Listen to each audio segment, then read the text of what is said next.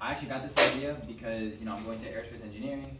I want to be an astronaut eventually, and I should probably learn how space shuttles and rockets work if I want to be in one.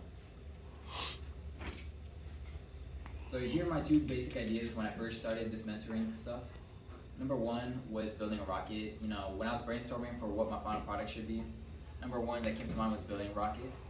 And obviously, that deals with the technical part of actually building and launching. And number two is designing a lunar outpost, like designing the feasibility of making a moon base, pretty much. The cost, how to get it there, what I would make the base out of, what the purpose be, stuff like that. So here are the details of that specifically. So like I said, the rocket is a technical product, with very hands-on and stuff. That one came from me. Whereas the lunar outpost, is more abstract. It's more about critical and creative thinking. I actually got this idea from my mentor. He was the one who suggested it to me because at our very first mentor meeting, I told him what had to be done. He was like, okay, this is how he ended the meeting. He was like, all right, guy, all right, so I'm gonna need you to come up with some ideas. I'll come up with some ideas, and the next time we meet, we'll just spitball them at each other and see what works. And these are the two that we were debating on, and obviously, I didn't design an outpost. I designed a rocket that you guys are trying to mimic right now. Anyway. So now we're gonna get to the product evaluation. So this is the timeline. This is what I had to do at 25%, 50%, 75%, and 100%. So at 25%, I had to research the rocket mechanics and the parts, like what's good quality, what's not good quality, what's the form that I want for the fins, what's the form that I want for the nose cone, stuff like that. 50% is a complete mock-up of a model rocket and begin buying the parts. 75% is begin constructing the rocket, and 100% is finish testing the rocket. So 25% completion, this is a screenshot of my research notes. So at 20%, like I said, I was tasked with researching the parts, and this is what I had. I put in my notes the type of nose cone shape that would be most effective for model rockets, because apparently aerodynamic shapes for planes and rockets that actually go to the space are way different from the ones that work, as a model rocket. Like the one that works best is actually the one I have on my rocket right now. It's a dull tip, but kind of like round nose cone, whereas the ones that go to space, those ones work better as needles. Why? Honestly, I don't know too much other than the fact that the air density changes, when you get to space. There's less air, less oxygen, more ozone layer, which is more dense. So the needle actually needs to be able to cut through all that without much friction, without burning up and melting. So, next one. So 50% completion, these were the items I had. These were beginning to build the rocket. These are the first items that I actually got. It was the engine, the recovery wadding. For those who don't know, recovery wadding is the stuff that goes between the engine and the shock cord and the parachute and the nose cone in the middle. It actually is supposed to help prevent damage to the rocket by absorbing the shock. And the engine, those make it fly. And the balsa wood is what you guys are cutting up right now. That one I got after I already completed my rocket, and that's actually some of the leftover what I use for my rocket. So the bare wood that I'm using, you guys are using. So 75%, this is construction. So it was not super complicated because you guys are doing it right now within less than an hour. It was just, honestly to me, it felt like building an advanced set of Legos, putting all the pieces together and gluing them together. It was kind of nice to build it. So honestly, the hardest part about building it was having the patience to watch all the YouTube videos on the steps that I need to take and the order that I need to be built in. So 100% completion. So the final product is a finished rocket that should theoretically be able to launch. I say theoretically because it should, but it didn't. So I tried, obviously. You can see how the engine on the inside is a little bit burnt, and so is one of the fins, kind of caught fire. But in the end, it didn't launch. The mistake was on me because I did not plan for failure, and I didn't give myself enough time to fix my mistakes. But that gives me inspiration to, now that I have it pretty much finished, all I really need to do is replace the fins because, like I said, they're burnt, and a couple of them got broken in the process of trying to launch it. But now that ISM is over, I have my own free time to get another engine, get more igniters, and actually try to make this launch on my own time, because this is something that I genuinely think is pretty cool. Now that it's pretty much almost done, all I need to do is get new stuff. I don't see why I wouldn't do it, you know? So here are 3 problems that I had. Number 1 was a faulty engine. That was why I couldn't launch it, actually. So the thing with the engine is that there was an electric igniter that I had that has alligator clips, right?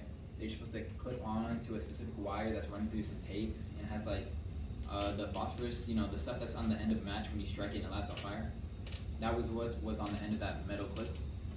So the alligators are supposed to latch on to the edges of that metal and then conduct enough electricity for it to light up the inside, and that would be what sets off the fuel, and that would be launching my rocket. So the issue with that was that the engines were faulty. I didn't plan for them to be faulty, which is on me. I should have planned for every part of this to go wrong. In case it did, I would have been able to fix it.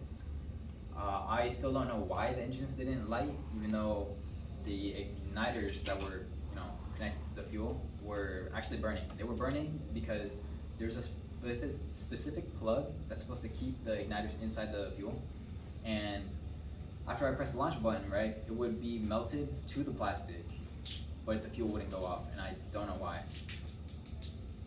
Another issue is waiting for my purchases. So the thing with all this, actually, the most, I guess, frustrating part about it was how much time it would take for everything to ship and arrive at my doorstep or my mailbox or whatever. It takes I think the thing that shipped the quickest was the igniter, the electric igniter. That took 3 days to ship.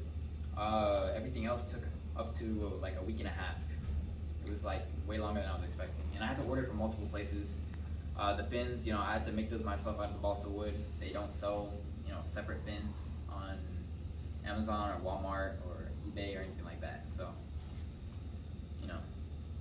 So the other problem was mounting the fins. You know, balsa wood is very flimsy. Like you guys can tell, like you can just break it with your hands, no problem. Mounting it was kind of hard because, you know, it's pretty easy. It won't like stay in place, even with a lot of glue. I have to hold it there for like 2 minutes minimum for it to like stick and stay solid. It wasn't too much of a big issue. It was just that because of that, if I set it down incorrectly, the fins would break, and that was really frustrating because I had to go and do it all over again, you know. So here's the final product outcome. Oh, sorry, what'd you say? Did you try like other types of glue, or did you use the one that we're using right now? I had tack glue, and then I had Elmer's school glue. Elmer's school glue didn't work, hence why I didn't bring it for you guys to use. Tack glue worked the best, and it was the quickest. What about hot glue? Hot glue, I didn't use hot glue, mostly because it was so flimsy that, you know, just holding it together and trying not to burn myself would probably end up bending or breaking the fins. I was actually debating on bringing a hot glue for you guys, but then I realized you guys would probably run into the same problem, and you guys would probably, one of you would end up burning yourself. So, yeah. What about Gorilla Glue? Gorilla Glue? I didn't have Gorilla Glue, and tack glue was what was most used in rocketry, which is, you know, the hobby of making model rockets. So I was like, let's go for it. I think it's tack glue or tacky glue. I think it's called tacky glue, but when I looked it up, it was called tack glue. So yeah, what you guys are using right now for your rockets is the best glue for this type of stuff. So my initial thoughts are, honestly, when I first started this, I was like daunted because, you know, I had much less time than everybody else with a mentor who was busy because he was a school teacher, he teaches martial arts and tutors college and high school kids. And, you know, I was like, man, I really got to make this whole rocket from scratch, you know. But, you know, after a couple of meetings with him, I managed to like get over that. But yeah, that was my initial thoughts of the project. I was like, what am I gonna do in these 3 to 4 months that I have? So the process was actually very not hard. You guys obviously experienced it. It's not that hard. You could probably do it at home if you have the same materials. Not like incredibly difficult, but the process of dealing with this in ISM and like every other class, you know, was a little overbearing, but you know, you get used to it. I got used to it. You just gotta manage your time wisely, and for, you know, my advice to you guys, if you guys take ISM, which you definitely should, is, you know, space out your workload. give yourself set dates to do everything. Don't wait till the last minute. I know that's easier said than done because I said it and I didn't do it, but that's what I can tell you guys. How I feel now, I'm proud of what I've been able to do and some that I've been able to do it. I'm a little ashamed that I couldn't get it to work and that I didn't have the foresight to prepare for engines not working. But you know, I'm gonna be able to take this experience and take it with me over the summer. I'll probably try to get it to launch on my own and maybe even try to make better models. Probably buy some pre-built just to see how, you know, how they're officially supposed to work and all that. But I'll be able to take this, you know, this will be my first real experience dealing with engineering on a rocket, and hopefully I can use that in aerospace engineering. I don't really know what it'll help me with other than literally just assembling it, but it's better than nothing. So next up, I'm going to give you guys the QR code to my digital portfolio. My digital portfolio is a quick look into who I am on a professional level. It's got information about myself over the years. It's got everything from my accomplishments to my extracurriculars to my research. I made it by using Google Sites. It's actually not that hard. When you first open Google Sites, it's pretty confusing, but you can honestly do everything yourself. Like there's this one thing, I remember when I first started this, it was like revolving pictures. Like, you know, you get to click on an arrow and like it would rotate the pictures out for you on the same web page. That was confusing, but honestly, it's not that hard if you spend like an hour. You'll be able to figure out like an entire web page. I was able to do my homepage all in 1 hour.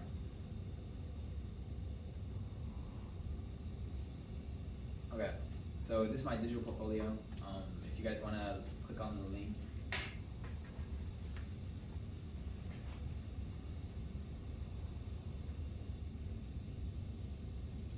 Just to be warned, I didn't really have anything for, when I first made this was back in November, I think, November, December, and I didn't really have anything accomplished at the time, or at least nothing that I could come up with. So if you go to awards or whatever and you see like a screenshot of my grades, you guys will know why. So here is a quote from my mentor, Patrick Walker. This was when we were first starting to, you know, to deal with the idea of my product being a rocket. He was telling me to not use liquid fuel because I was like, okay, I could use like a little bit of gasoline, you know, light it up, and he was like, no, don't do that. You'll blow your fingers off. Don't do that. So I want to thank him, even though he's not here today. I want to thank him for being my mentor. And conclusion. So this is pretty much the final slide. The next one is just a thank you, but this is about, you know, my experience in ISM. So from my experience throughout the whole year, I can say that ISM has been very helpful. It's gotten me to the point where I can give this presentation from 45 minutes to an hour without honestly breaking a sweat. If anything, the only sweat that I've gotten from this was running up and down the stairs. But it's actually not that bad. For you guys who, you know, sign up for ISM, you're like, I have to give a 45 minutes to an hour presentation at the end of the year. It's really not. I think you guys should take it. It's really good. You know, at the beginning of the year, he gives you like 30 seconds to give a little speech introduction of yourself, and he just builds you up throughout the year. You know, you'll get to 1 minute, 2 minute, 5 minute, 10 minutes. It's actually like really easy. The easiest thing I think with the 10-minute speeches, because believe it or not, once you're studying something that you want to study, it's just, the time goes by quick. Like this for me didn't feel that long. If anything, it felt like 15-20 minutes, but we're approaching the 45-minute mark. I think we're past that now, actually. And this is actually me speeding up the slideshow. You're welcome that you get to leave early. But yeah, so one thing that I've learned from ISM is that it's helped me learn how flexible I am, you know, how much I value flexibility. If ISM had, you know, strict deadlines on assignments and all that, I don't think I would be getting as much done as I would now. Or if I did, I'd be much more stressed and much more unhappy. But because of the way it's set up and structured, I actually really like this class. You know, the independence, I get to work on my own time, even though sometimes, you know, you get a little lazy and it doesn't always work out great. But for the most part, it's like really good, because some days, you know, you come into class, you're like, I don't really feel like doing anything. I just had like 3 tests, and then you don't have to do anything. The teacher's not gonna nag you. I mean, I like the last 3 weeks, he'll be like, get your stuff turned in. That's really all he does. He just calls out your grade, and from there, that it's up to you to get your stuff in. So another thing that I thought was really good about ISM was that you get to study what you want. For those of you who know what you want to study, great. You know, you get your first step into that career, that industry, by finding out someone who's already in it. Or for those of you who don't know what you want to do, great. You know, you pick something that you're like, okay, I'm kind of interested in. You start getting on your mentor, and for 1 school year, you decide, okay, that's not for me, I don't want to do it. Great. You know, you don't have to waste money on college tuition, like, you know, spend a year or two in a field that you didn't feel like doing anyway, so you switch your major. It's really good just to help you decide what you want to do, if you don't already know. So yeah, ISM, you know, great for public speaking, great for knowing what you want to do, great for getting a head start in what you want to do, and honestly, it's great for your GPA too. This is an honors class, so you get 5 extra points added onto your GPA, and like I said, it's honestly kind of easy, because it's what you set for yourself. The standards that you guys give yourself, that's all you gotta match. Go above it, because that's always better, but really, you just have to set your expectations, pass them, and you'll get an A in the class. So, that being said, now that I'm done with all of this, there's 2 weeks of school left. I'm actually more motivated to learn more about the aerospace engineering, because I did like researching on my own time actually, about OSIRIS-REx and lunar regolith. I thought that was very, very cool. And building this rocket was also really cool. Like I said, I'll probably finish this over the summer and get it to actually launch and build higher quality model rockets. And honestly, that's it. All I have to say now is thank you, Mr. Escobedo, for being my ISM teacher. I think he's the only ISM teacher, and he's right in the hallway. But I'm not gonna leave you guys in here while I go say hi. So thank you, Mr. Escobedo. And honestly, I think more important than that was thank you, Mr. Walker, for getting me to be on track of what I want to do, giving me an idea of what I should do, and for teaching me stuff I didn't know, because he is my physics 2 instructor. And honestly, I thought I was like pretty smart, and then I got in that class and there was some kids smarter than me, but I was like, okay, I'm still pretty smart. And then he opened his mouth, I was like, oh, I feel so dumb. Like, he's probably the smartest person I know. I don't know anybody smarter than him. So thank you, Mr. Walker. And yeah, thanks. Do you have any questions? That's my email, personal, and that's my phone number, which I'm pretty sure all you guys have anyway. I don't have Facebook. I have Instagram that all you guys follow. I don't have LinkedIn, but those were the stickers that came on the slideshow. Oh, by the way, SlidesGo. Super useful. You find all the slides you need. I found it out this year. It's a lifesaver, guys. It's like so good. It's so good. So thank you for my presentation.